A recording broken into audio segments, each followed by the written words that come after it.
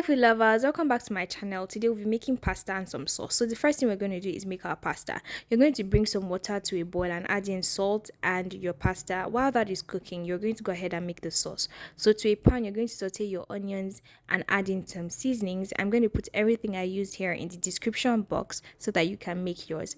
Then you're going to go ahead and add in your pepper mixture, ground pepper, tomatoes, and onions, and then you're going to cover this to fry for about 10 to 12 minutes. And once it's fried, you're going to go ahead and add in your beef stock. I just got mine out of the freezer, so it's a bit frozen, but then you cover this, allow this to simmer, and then you're going to go ahead and add in your minced beef sauce. The recipe for this sauce is on my YouTube channel. It is the meat pie sauce that I used.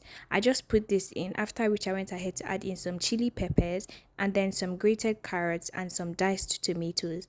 I mixed this all together, and once everything was incorporated, I went ahead to add in some more seasonings just to adjust everything to taste. I'm also going to put these seasonings in the description box so that you can make yours. I mixed this all together and just allowed everything to simmer for about 5 to 7 minutes because everything was already cooked and those were just veggies.